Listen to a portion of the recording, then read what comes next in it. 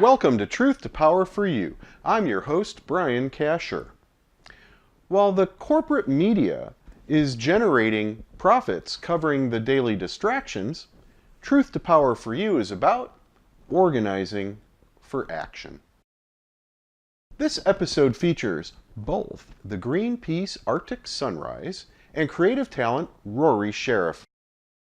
In the first segment, we learn about the international advocacy work of the Arctic Sunrise in combating whaling, Arctic oil production, plastics in our seas, Arctic research, and more.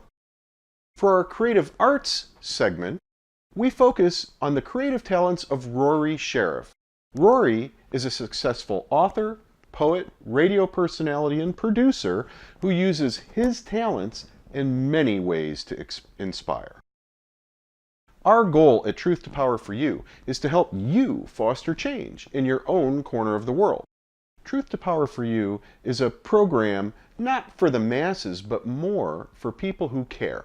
So please, like the Truth to Power for You social media and share this episode with your like-minded friends. It's the only way they'll hear about Truth to Power for You from you. All right. Here's our interview with Cassidy Craig Hill of Greenpeace USA. What's Greenpeace up to these days?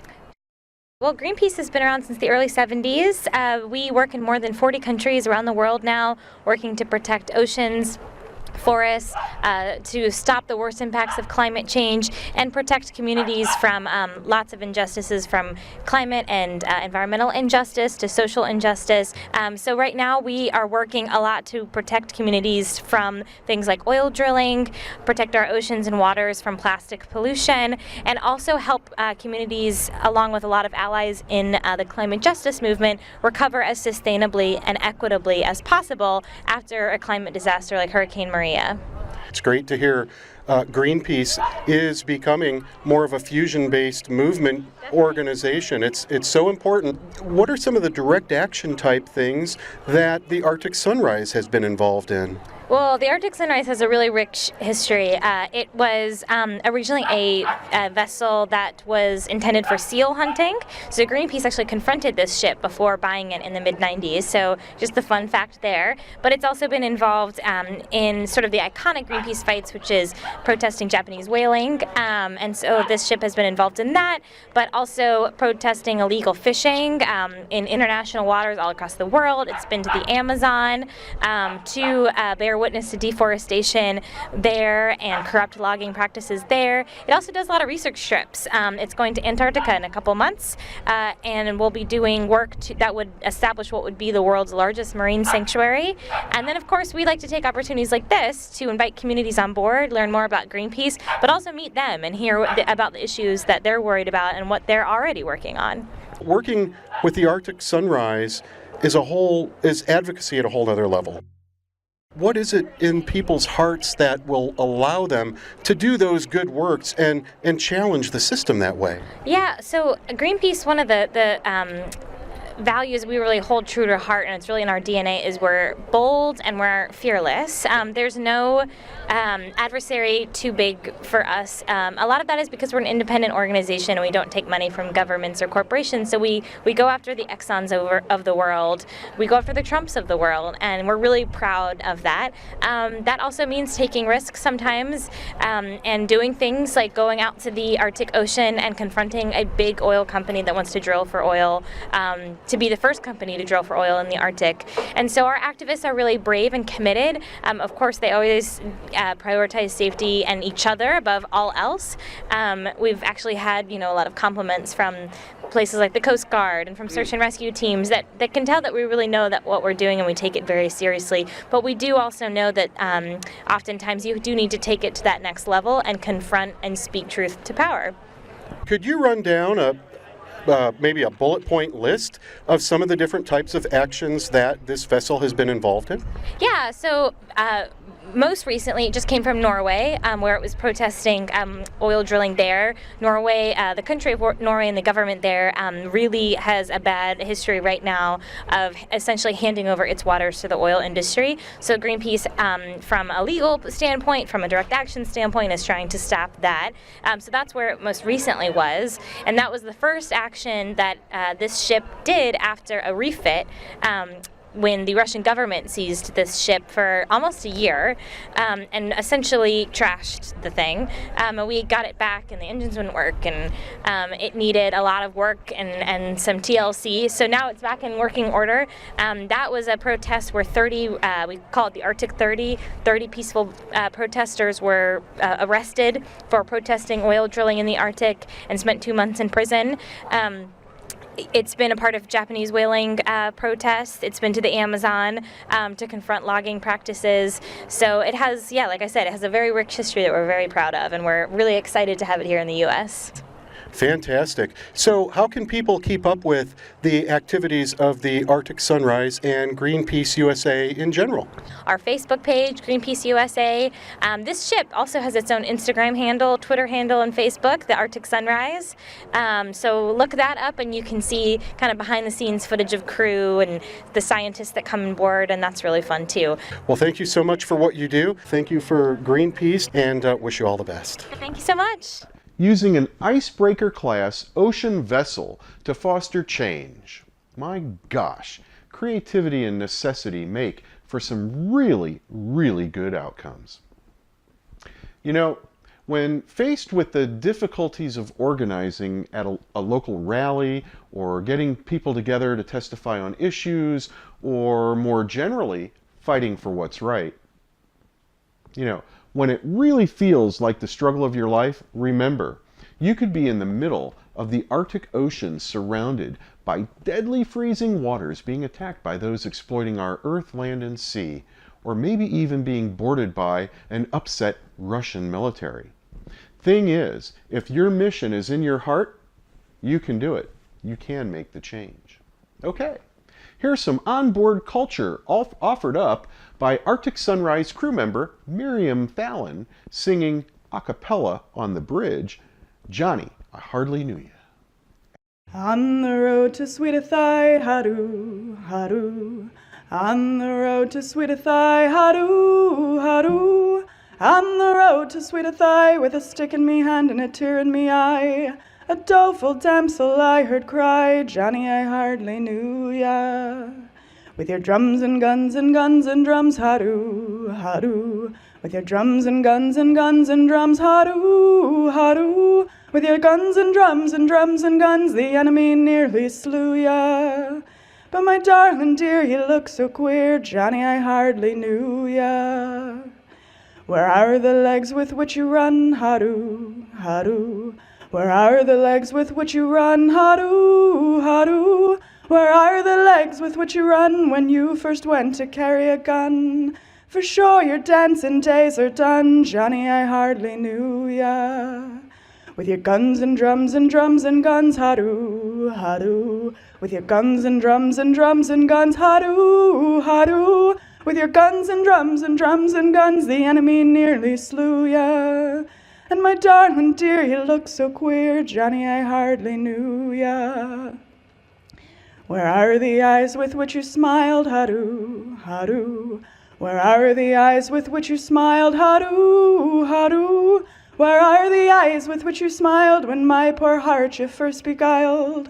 Why did you skedaddle from me and the child, Johnny, I hardly knew ya. With your guns and drums and drums and guns, haru, haru. With your guns and drums and drums and guns, haru, haru. With your guns and drums and drums and guns, the enemy nearly slew ya. And my darling dear, you look so queer, Johnny, I hardly knew ya. You haven't an eye, you haven't a leg, haru, haru.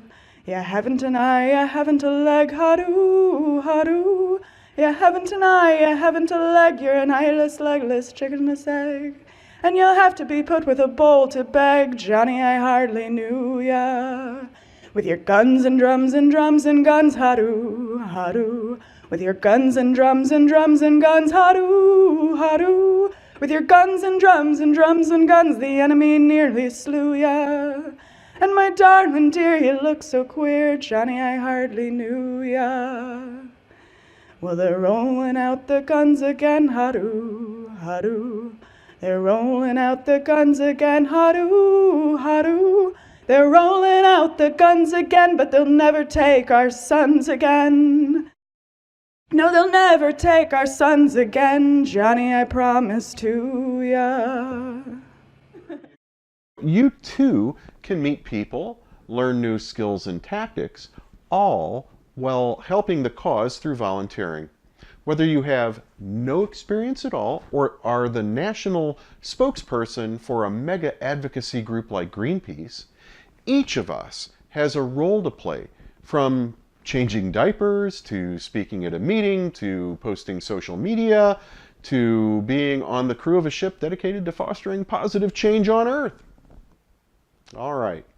Craig Owen is bosun of the Arctic Sunrise. Here Craig shares a little bit about what it's like to be on the Arctic Sunrise and some of his thoughts on how you too can get the change process going locally in your area. Here's Craig. You know, what was it back in the day when you first got started that, you know, you knew this was your calling, that this was something that you really wanted to do? I think it started when I left school and worked on a golf course for 3.5 years because I was a mad keen golf fan. And after a while I started to see the amount of pesticides, herbicides, chemicals that were used on the golf course and what the very unsafe practices. And then I started to understand more about what they were actually doing. So I researched a little bit, got in touch with Greenpeace, found out a lot more things, and that kind of started it, and kind of just a gradual contact with Greenpeace in New Zealand where I grew up. And that one thing led to another, and started working in the office, saw that the ships were doing good things, and was lucky enough to get on. Physically, what you're challenged with, I heard earlier about 70-degree inclines and waves up to the crow's nest. Help me understand, what's that all about? That's all part of the fun.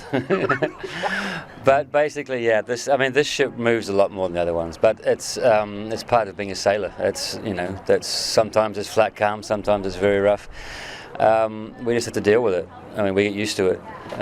Sometimes it's very difficult to work in those conditions, and sometimes we won't work in those conditions because it's dangerous. But it's just one of the challenges that we face every day doing our job. And in a way that helps us get through it, because we know, okay, if we can get through this day and these conditions, then we can get through anything. So, to me, it's an inspiration to hear you share that, because, you know, sometimes people think working for change at a city council level or even a school board can be challenging and frustrating, and it truly is. It is. But to think of dealing with, you know, being in the Arctic, and I suspect, and don't take this wrong, but I suspect there's no one becoming a millionaire serving on the ship. This is a labor of love. Yeah, then no one's becoming a millionaire for sure. Yeah. I mean, most of the crew are paid. They're professional seamen, qualified seamen, but we do have volunteers on board who are basically trainees. But I take my hat off to the street volunteers, the people knocking door to door, the frontliners. These people are my heroes, because they're going to people's homes and having to deal with people at their front door. Sometimes it's good reaction, a lot of times it's the bad reaction. Yeah. I mean, so we're all doing the same thing, and I mean, like you say, people working in councils, it's all the same thing. I mean, everybody's fighting for the same goal, and everyone's facing different challenges. For somebody sitting at home who doesn't have your experience and the victories you've found on the various campaigns, what advice would you have for someone who's got it in their heart? They know they have an issue, they're just not sure how to go about making change. I mean, basically, focus on what issue it is, what you think it is, what you can see it is. Focus on it. Find somewhere to go, like your council, your councillor, your senator, your local grocery store, and say, I don't want to use plastic bags anymore. Yeah. And just start small, but be consistent. I mean, find the people who you need to help you do that. I mean, sometimes it's hard, but even just going to the local council or getting in touch with a local coalition group, Greenpeace group, any other organisation that's within your area, within your city, within your town, and start from there. Or you can start it yourself. There's lots of people who just go, I'm going to do this by myself, and then other people will come. Just to wrap up a little bit, what's the most difficult aspect of what you're doing these days? To be quite honest, is being away from my family. I have 2 small girls and a wife, and that's the hardest part. The other things is when we're on a campaign and we see something that we try to do something about it, and we just end up not being able to do it. Us physically, but we know that later on the campaign will continue. They'll keep on working on it. If we have a defeat or not a successful moment during the campaign, that's always a bit of a letdown for us. It feels like we've failed, but we know that that's going to be backed up. We'll come back and try again. But that's always not a good feeling. You can't win every one. Exactly. You can't. But we're all a piece in the cog. We're all a piece of the machine, and we need more people to get involved. That's the bottom line. We need more people to change more councils, to change more business policies, to change more practices, not only across America but throughout the world. And really, that's what it's all about. I mean, it is a global issue now. It's gone past local. It's gone past your county, your whatever. It's global. So get out there and do something. You can do it. Craig, thank you so much for what you do. You're welcome, Brian. Thank you for coming down. All right. There are so many ways to foster change. People like Craig, Miriam, and Cassidy, and others on the crew away from their families for extended periods of time, working for change. But they have it in their hearts, folks. We each have a role in the change process, from folding flyers, making calls, showing up at meetings, running for office, or even singing songs or writing poetry. Okay? For this episode's Creative Arts for Change segment, we have Rory Sheriff of New Sheriff Productions. Here's Rory. So Rory is a successful author, slam poet, top-tier radio personality, playwright, producer, battle-tested war veteran, right? And thank you for your service, man.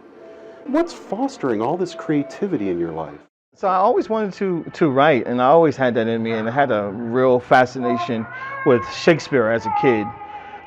Growing up north of Philadelphia, in the city of Reading, PA, the biggest thing that we had was imagination, so it was cool. I had a lot of mentors and people surrounded around me to hone in on that and to help foster that imagination and just plant inside of me that I can do anything I want to do as long as I put my mind to it. Sounds cliche, but it's true. It's so true. You can actually do anything that you want to as long as you put your mind to it.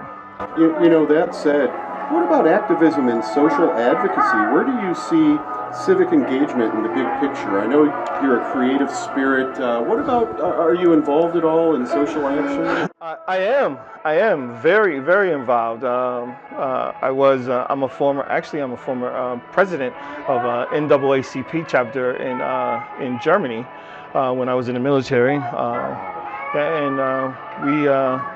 I also joined NAACP here in Charlotte. So I'm very active in all the social issues that we have and the civil issues that's going on in Charlotte and around the area. Very cool. Very cool. We see that as being very important, and thank you for your activity. Yes.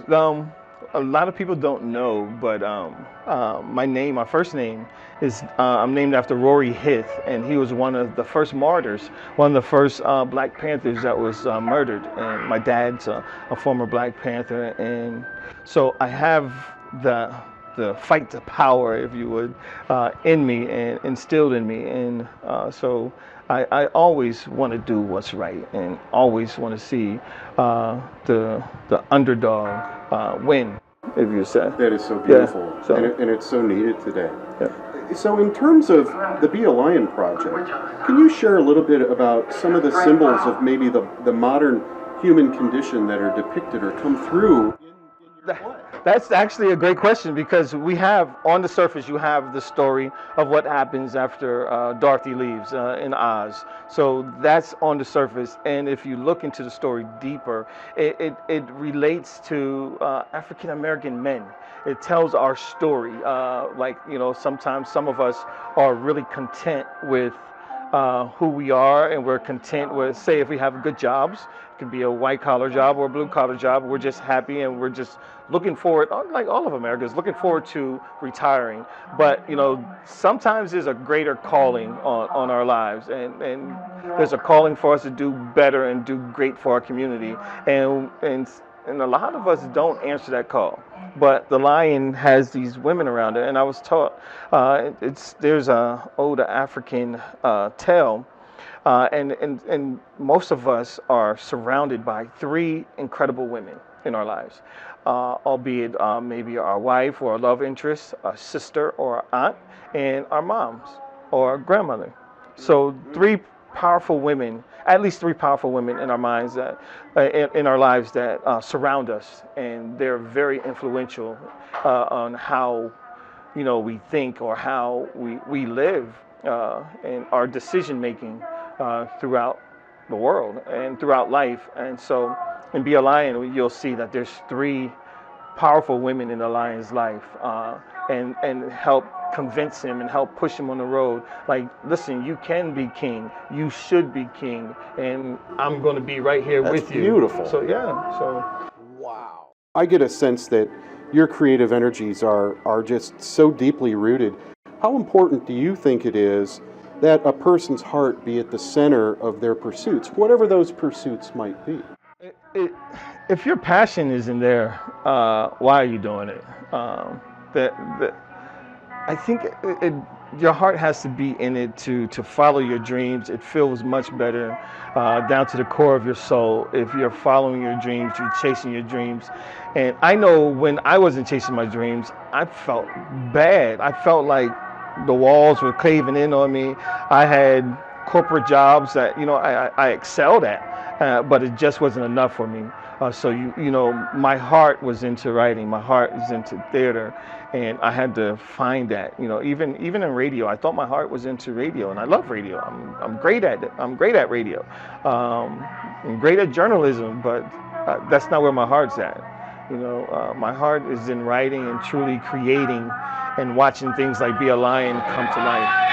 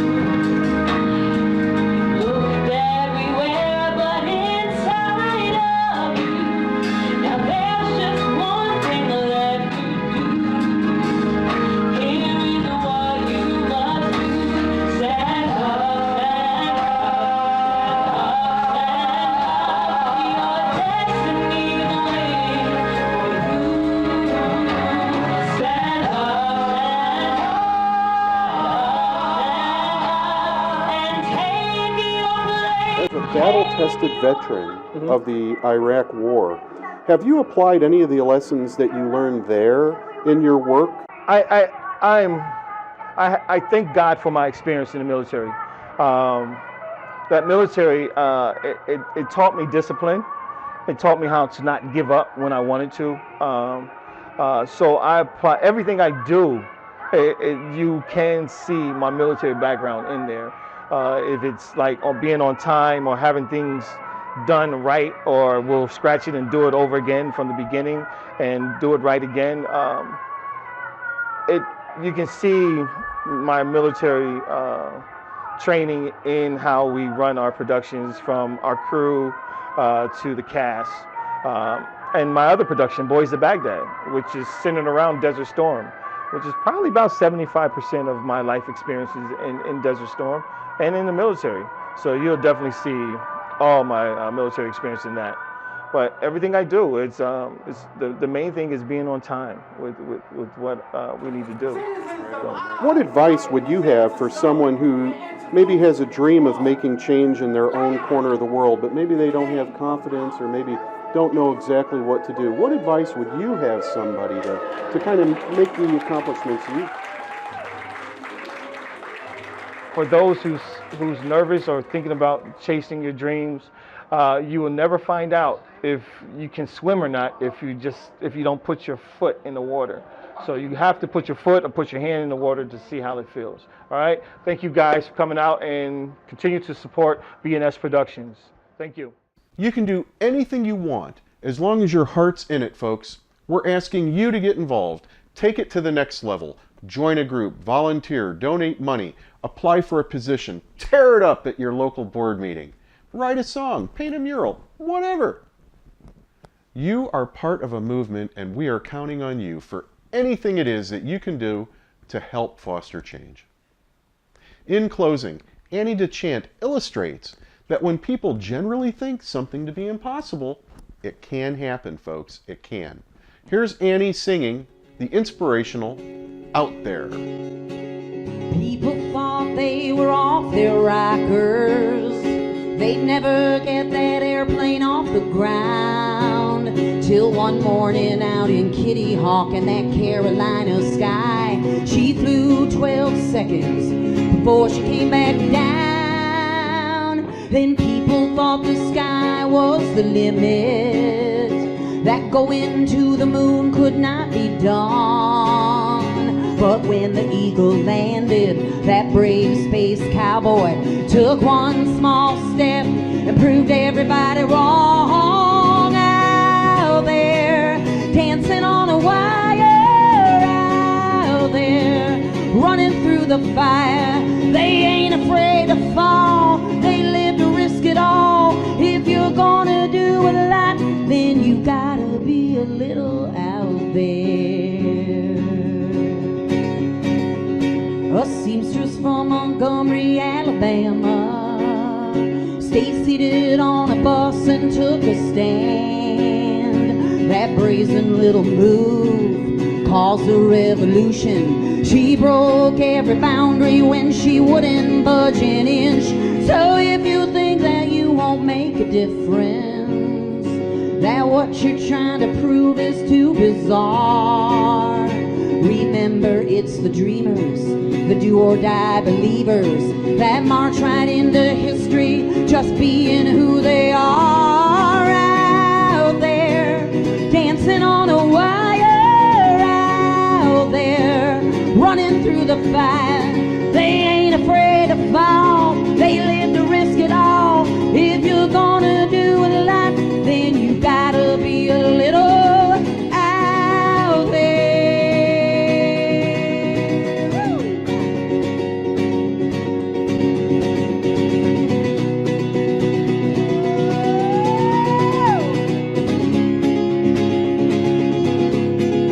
Oh, out there, busting down the fences, out there, damn the consequences. Let's live to risk it all, and don't be afraid to fall. If we're gonna do a lot, then we gotta be a little out there.